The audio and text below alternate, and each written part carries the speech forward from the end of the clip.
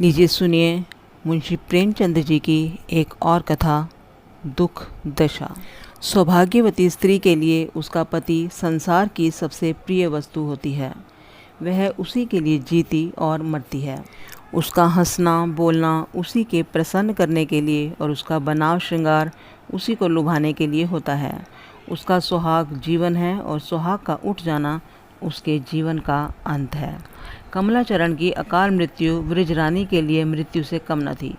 उसके जीवन की आशाएं और उमंगें सब मिट्टी में मिल गईं। क्या क्या अभिलाषाएं थीं और क्या हो गया।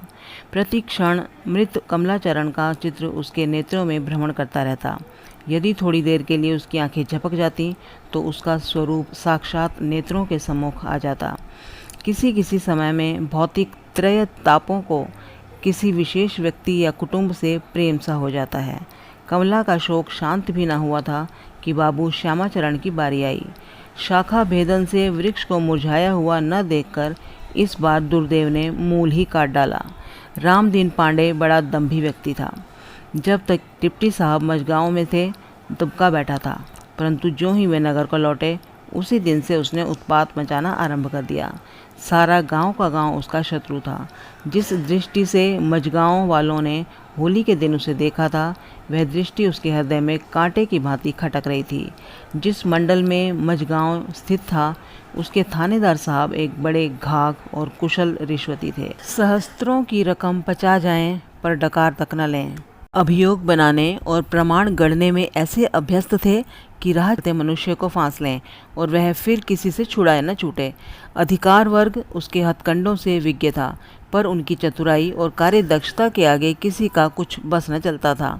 रामदीन थानेदार साहब से मिला और अपने हृदय रोग की औषधि मांगी। उसके एक सप्ताह पश्चात मझगांव में डाका पड़ गया। एक महाजन नगर से आ रहा था। रात को नंबरदार के यहाँ ठहरा। डाकुओं ने उसे लौटकर घर न जाने दिया। प्रातःकाल थानेदार साहब तहकीकात करने आए और एक ही रस्सी में सारे गांव को बांध कर ले गए। दैवात मुकदमा बाबू श्यामाचरण की इजलास में पेश हुआ। उन्हें पहले से सारा कच्चा चिट्ठा विदित था और ये थानेदार साहब बहुत दिनों से उनकी आंखों में चढ़े हुए थे। उन्होंने ऐसी बाल की खाल निकाली कि थानेदार साहब की पोल खुल गई। 6 मास तक अभियोग चला और धूम से चला। सरकारी वकीलों ने बड़े बड़े उपाय किए, परंतु घर के भेदी से क्या छिप सकता था। फल ये हुआ कि डिप्टी साहब ने उन सब अभियुक्तों को बेदाग छोड़ दिया और उसी दिन सायंकाल को थानेदार साहब मुअत्तल कर दिए गए। जब डिप्टी साहब फैसला सुनाकर लौटे, एक हित चिंतक कर्मचारी ने कहा, हुजूर, थानेदार साहब से सावधान रहिएगा, आज बहुत झल्लाया हुआ है। पहले भी 2-3 अफसर को धोखा दे चुका है, आप पर अवश्य वार करेगा। डिप्टी साहब ने सुना और मुस्कुराकर उस मनुष्य को धन्यवाद दिया, परंतु अपनी रक्षा के लिए कोई विशेष यत्न न किया। उन्हें इसमें अपनी भीरुता जान पड़ती थी। राधा अहीर बड़ा अनुरोध करता रहा कि मैं आपके संग रहूँगा। काशी भर भी बहुत पीछे पड़ा रहा, परंतु उन्होंने किसी को संग ना रखा। पहले ही की तरह अपना काम करते रहे। जालिम खां बात का धनी था। वह जीवन से हाथ धोकर बाबू श्यामाचरण के पीछे पड़ गया। एक दिन वे सैर करके शिवपुर से कुछ रात गए लौट रहे थे।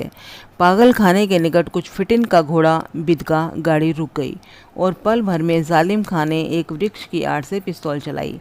पड़ाके का शब्द हुआ और बाबू श्यामाचरण के वक्षस्थल से गोली पार हो गई। पागल खाने के सिपाही दौड़े। जालिम खां पकड़ लिया गया। साइस ने उसे भागने न दिया था। इस दुर्घटनाओं ने उसके स्वभाव और व्यवहार में अकस्मात बड़ा भारी परिवर्तन कर दिया था। बात बात पर विरजन से चिढ़ जाती और कटुक्तियों से उसे जलाती। उसे यह भ्रम हो गया था कि ये सब आपत्तियां इसी बहू की लाई हुई हैं। यही अभागिन जब से इस घर में आई है, घर का सत्यानाश हो गया है। इसका पैरा बहुत निकृष्ट है। कई बार उसने खुलकर विरजन से भी कह दिया था कि तुम्हारे चिकने रूप ने मुझे ठग लिया। मैं क्या जानती थी कि तुम्हारे चरण ऐसे अशुभ हैं। विरजन ये बातें सुनती तो कलेजा थाम कर रह जाती। जब दिन ही बुरे आ गए तो भली बातें क्यों कर सुनने को मिलें। यह 8 पहर का ताप उसे दुख के आंसू भी न बहाने देता। आंसू तब निकलते हैं जब कोई हितैषी हो और दुख को सुने, ताने और व्यंग्य की अग्नि से आंसू जल जाते हैं। एक दिन विरजन का चित्त बैठे बैठे घर में ऐसा घबराया कि वह तनिक देर के लिए वाटिका में चली आई। आह, इस वाटिका में कैसे कैसे आनंद के दिन बीते थे। इसका एक एक पौधा मरने वाले के असीम प्रेम का स्मारक था। कभी वे दिन भी थे कि इन फूलों और पत्तियों को देखकर चित्त प्रफुल्लित होता था और सुरभित वायु चित्त को प्रमोदित कर देती थी। यही वह स्थल है जहाँ अनेक संध्याएं प्रेमालाप में व्यतीत हुई थी। उस समय पुष्पों की कलियां अपने कोमल अधरों से उसका स्वागत करती थी, पर शोक आज उनके मस्तक झुके हुए और अधर बंद थे। क्या यह वही स्थान न था जहाँ अलबेली मालिन फूलों के हार गूंथती थी? पर भोली मालिन को क्या मालूम था कि इसी स्थान पर उसके अपने नेत्रों से निकले हुए मोतियों के हार गूंथने पड़ेंगे। इन्हीं विचारों में विरजन की दृष्टि उस कुंज की ओर उठ गई जहाँ से एक बार कमलाचरण मुस्कुराता हुआ निकला था, मानो वह पत्तियों का हिलना और उसके वस्त्रों की झलक देख रही थी। उसके मुख पर उस समय मंद मंद मुस्कान सी प्रकट होती थी, जैसे गंगा में डूबते हुए सूर्य की पीली और मलिन किरणों का प्रतिबिंब पड़ता है। अचानक प्रेमवती ने आकर कर्णकटु शब्दों में कहा, अब आपका सैर करने का शौक हुआ है? विरजन खड़ी हो गई और रोती हुई बोली, माता, जिसे नारायण ने कुचला उसे आप क्यों कुचलती हैं? निदान प्रेमवती का चित्त वहाँ से ऐसा उचाट हुआ कि 1 मास के भीतर सब सामान औने पौने बेचकर मझगांव चली गई। वृजरानी को संग न लिया। उसका मुख देखने से घृणा हो गई थी। विरजन इस विस्तृत भवन में अकेली रह गई थी। माधवी के अतिरिक्त अब उसका कोई हितैषी न था। सुवामा को अपनी मुँह बोली बेटी की विपत्तियों का ऐसा शोक हुआ जितना अपनी बेटी का होता।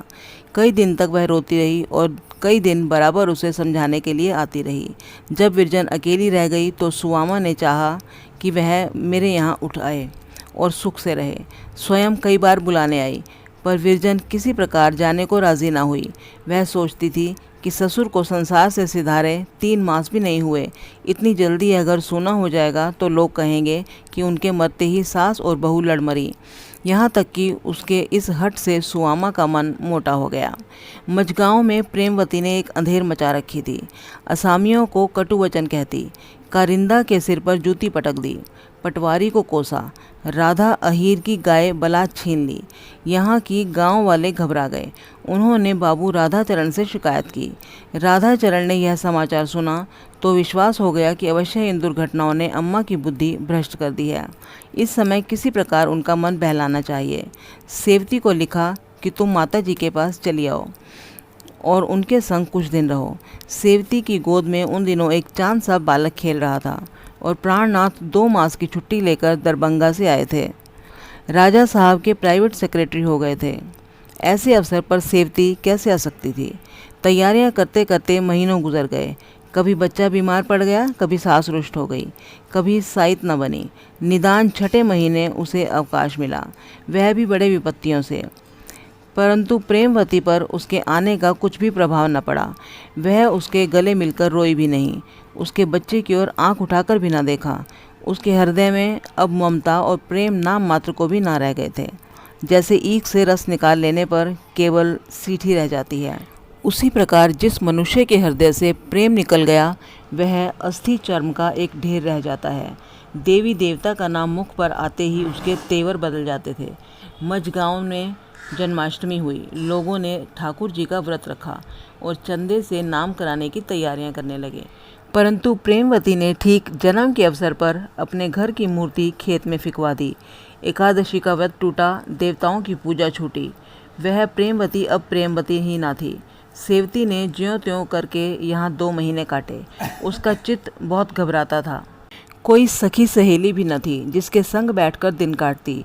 विरजन ने तुलसा को अपनी सखी बना लिया था, परंतु सेवती का स्वभाव सरल न था। ऐसी स्त्रियों से मेल जोल करने में वह अपनी मानहानि समझती थी। तुलसा बेचारी कई बार आई, परंतु जब देखा कि वह मन खोलकर नहीं मिलती तो आना जाना छोड़ दिया। 3 मास व्यतीत हो चुके थे। एक दिन सेवती दिन चढ़े तक सोती रही। प्राणनाथ ने रात को बहुत रुलाया था।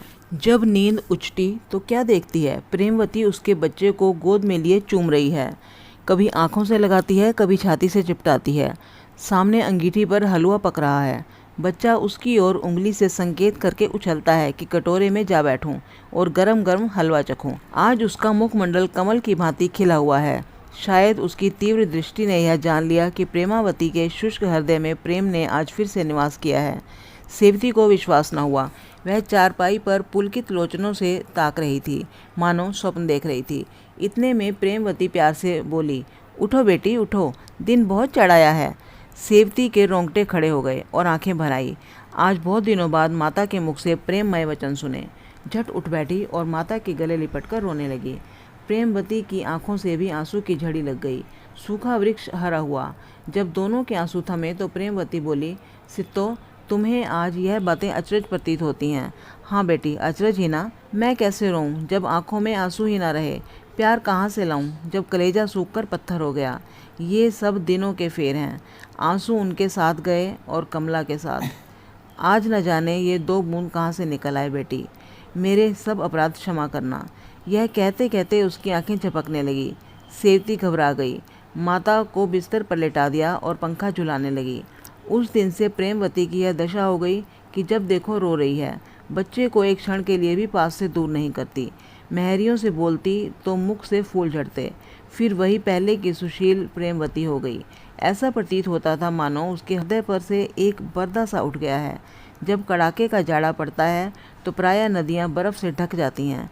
उसमें बसने वाले जलचर बर्फ़ में पर्दे के पीछे छिप जाते हैं। नौकाएं फंस जाती हैं और मंद गति, रजत वर्ण, प्राण संजीवन जल स्रोत का स्वरूप कुछ भी दिखाई नहीं देता। यद्यपि बर्फ की चद्दर की ओट में वह मधुर निद्रा में अलसित पड़ा रहता था, तथापि जब गर्मी का साम्राज्य होता है तो बर्फ पिघल जाती है और रजत वर्ण नदी अपनी बर्फ का चद्दर उठा लेती है। फिर मछलियाँ और जल जंतु आ बहते हैं। नौकाओं के पाल लहराने लगते हैं और तट पर मनुष्यों और पक्षियों का जमघट हो जाता है। परंतु प्रेमवती की यह दशा बहुत दिनों तक स्थिर न रही। यह चेतनता मानो मृत्यु का संदेश थी। इस चित्त की उद्विग्नता ने उसे अब तक जीवन कारावास में रखा था। अन्यथा प्रेमवती जैसी कोमल हृदय स्त्री विपत्तियों के ऐसे झोंके कदापि न सह सकती। सेवती ने चारों ओर तार दिलवाई कि आकर माताजी को देख जाओ, पर कहीं से कोई न आया। प्राणनाथ को छुट्टी न मिली। विरजन बीमार थी। रहे राधाचरण, वह नैनीताल वायु परिवर्तन करने गए थे। प्रेमवती को पुत्र को ही देखने की लालसा थी, पर जब उनका पत्र आ गया कि इस समय मैं नहीं आ सकता तो उसने एक लंबी सांस लेकर आंखें मूंद ली और ऐसी सोई कि फिर उठना नसीब न हुआ। तो ये थी हमारी आज की कहानी दुख दशा। कथावाचन सविता गोगिया।